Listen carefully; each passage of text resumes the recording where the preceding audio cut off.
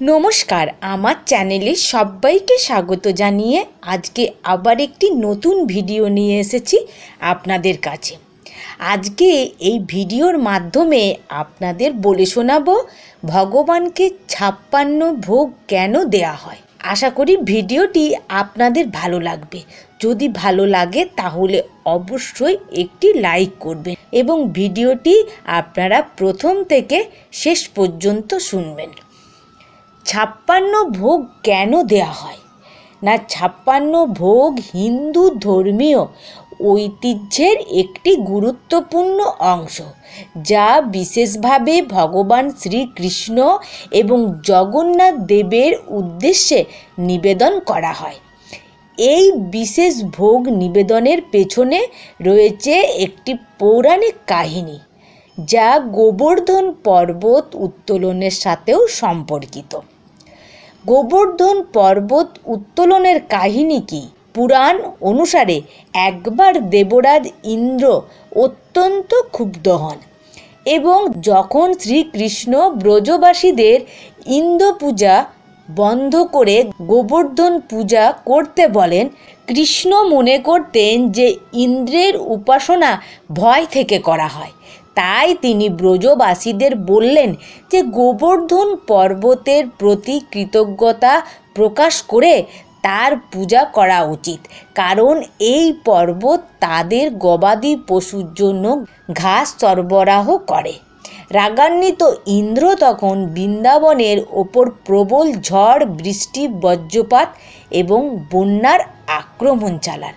ব্রজবাসীদের রক্ষা করার জন্য শ্রীকৃষ্ণ সম্পূর্ণ গোবর্ধন পর্বতকে তার কনিষ্ঠ আঙ্গুলের ডগায় তুলে নিয়ে একটি ছাতার মতো ধরে রাখেন। 7 দিনের অনাহার শুরু হয়। এই অলৌকিক ঘটনার সবচেয়ে গুরুত্বপূর্ণ দিক হলো যে শ্রীকৃষ্ণ টানা 7 দিন সারা রাত গোবর্ধন পর্বত ধরে রেখেছিলেন এবং এই সময়ে তিনি সম্পূর্ণ অভুক্ত থেকেছিলেন। স্বাভাবিক অবস্থায় কৃষ্ণ দিনে 8 প্রহর বা 8 বার খাবার গ্রহণ করতেন এবং সেই থেকেই 56 ভোগের প্রথম উৎপত্তি হলো। 7 দিন পর যখন ইন্দ্র তার ভুল বুঝতে পারেন এবং বৃষ্টি বন্ধ করেন, তখন কৃতজ্ঞ ব্রজবাসীরা এবং মা যশোদা মিলে শ্রীকৃষ্ণের হারিয়ে যাওয়া খাবারের জন্য ক্ষতিপূরণ দেওয়ার সিদ্ধান্ত নেন। 7 দিনে 8 প্রহরের হিসাবে মোট 56টি খাবার প্রস্তুত করেন তারা এবং ওই 56টি খাবার প্রস্তুত করে শ্রীকৃষ্ণকে নিবেদন করেন। এর আধ্যাত্মিক তাৎপর্য কী না, 56 ভোগের আধ্যাত্মিক তাৎপর্য হলো অত্যন্ত গভীর ভক্তির প্রকাশ। এই ভোগ নিবেদনে ভক্তদের ভগবানের প্রতি গভীর শ্রদ্ধা ও কৃতজ্ঞতার প্রকাশ পায়। আত্মত্যাগের স্মরণ, কৃষ্ণের আত্মত্যাগ এবং ভক্তদের কল্যাণের জন্য তার সহনশীলতায় স্মরণ রাখা। প্রাচুর্যের প্রতীক কী না, 56টি বিভিন্ন খাদ্য উপকরণ প্রাচুর্য এবং বৈচিত্র্যের প্রতীক। পুরীর জগন্নাথ মন্দিরেও 56 ভোগ পুরীর জগন্নাথ দেবকে নিবেদন করা হয় বা মহাপ্রসাদ নামেও পরিচিত। এই প্রথা শত শত বছর ধরে অব্যাহত রয়েছে এবং এটি মন্দিরের সবচেয়ে পবিত্র ঐতিহ্যগুলির মধ্যে একটি অন্যতম। 56 ভোগের খাবারের তালিকা। 56 ভোগে খাবারে যে সমস্ত খাবার অন্তর্ভুক্ত থাকে তা অত্যন্ত বৈচিত্র্যময় এবং সুস্বাদু। এই পবিত্র নিবেদনে মিষ্টি, নোনতা, টক, তিতো ও অন্যান্য স্বাদের খাবার মিলিয়ে একটি সম্পূর্ণ খাদ্য পরিবেশন করা হয়। 56 ভোগ সাধারণত 3টি প্রধান শ্রেণীতে বিভক্ত। শঙ্করী ভোগ, এতে রয়েছে বিভিন্ন রকমের ভাত, ডাল, তরকারি, পায়েস ইত্যাদি প্রধান খাবার। শুখিল ভোগ, এটি শুকনো মিষ্টি, পিঠে, পুলি নিয়ে গঠিত। পানীয় ও অন্যান্য, এতে বিভিন্ন পানীয়, ফল ও অন্যান্য উপাদান দিয়ে গঠিত। বিস্তারিত খাবারের তালিকায় প্রধান খাদ্য থাকে ভাত জাতীয়, ভাত, ঘি ভাত, সুগন্ধি মিশ্রি ভাত, নারকেল দুধ দিয়ে মাখা ভাত, দুধ ভাত, দই পাখাল, শুকনো খিচুড়ি, খিচুড়ি, চিনি মাখা ভাত, মিষ্টি ভাত, আদা মেশানো ভাত।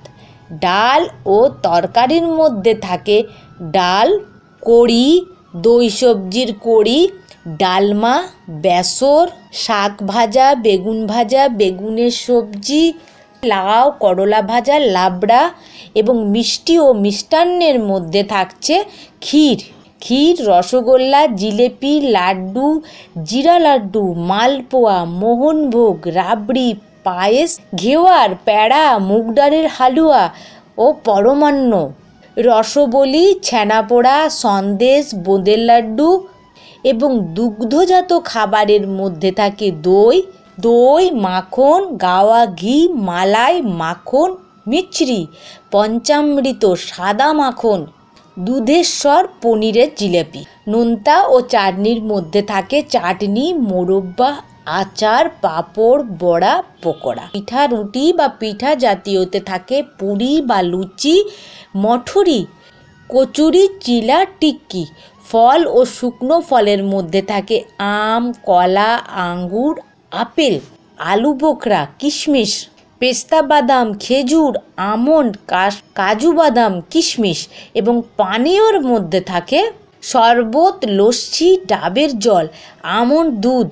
মশলা এবং সুগন্ধি দ্রব্যের মধ্যে থাকে এলাচ, সুপারি, মৌরি, পান, মধু, দারচিনি। অন্যান্য পদের মধ্যে থাকে ভুজিয়া, ডালিয়া, ছানা, সুজি, নারকেল নাড়ু। এই 56 ভোগে 5টি প্রধান স্বাদ অন্তর্ভুক্ত থাকে: মিষ্টি, টক, মশলাদার, নোনতা এবং তেতো। প্রতিটি উপাদান বিশেষ রীতিনীতি মেনেই প্রস্তুত করা হয় এবং এটি ভগবানের প্রতি ভক্তদের গভীর শ্রদ্ধা ও ভালোবাসার প্রকাশ। পুরীর জগন্নাথ মন্দিরে এই 56 ভোগ প্রতিদিন নিয়মিতভাবে নিবেদন করা হয় এবং এটি মহাপ্রসাদ নামেও পরিচিত।